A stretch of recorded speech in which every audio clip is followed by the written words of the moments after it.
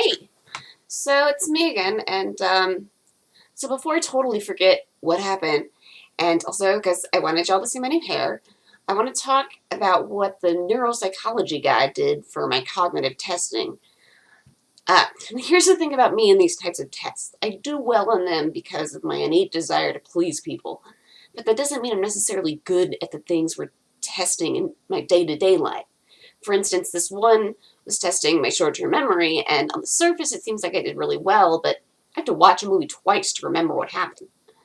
So here's what they had me do. It was a lot like the IQ test they did for gifted class and studies I participated in for extra credit in Psych 101. The resident, who was younger than my little brother, and I understand that it's normal when you're 32, but I'm still not used to it. He had me say a bunch of random words, then see how many of them I could remember, showed me various shapes, and had me draw them from memory. Then he had these flashcards with different pictures on them and asked me what they were. Um, it was like, that's an abacus. I remember that one because it was a weird one. There was a unicorn, and I perked up a little, and I was like, oh, that's a unicorn.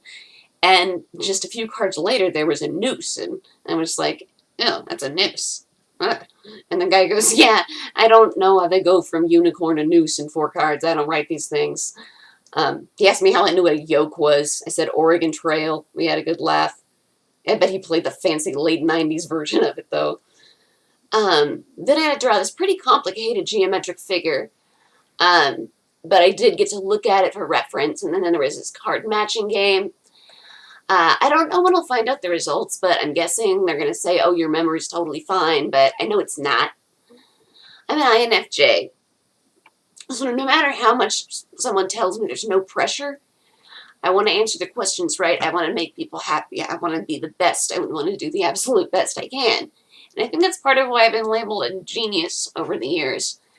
I've never felt like one. I'm not going to lie. Sometimes I feel intellectually superior to other people. Like, maybe the 34% of Americans who think Trump handled Charlottesville well. I mean, I'm smarter than them, right? I mean, I'm sorry to get political, but if you actually agree with that, with what he said about both sides, just go ahead and unsubscribe. But then I think about the Dunning-Kruger effect, link in the doobly-doo. So we'll see how I did on this. I don't know. So that's what that is, and I'll be back next week to talk about the MRI and the PET scan, and at the end of the week to talk about things, how the things went with my neurologist visit. Okay, bye everybody.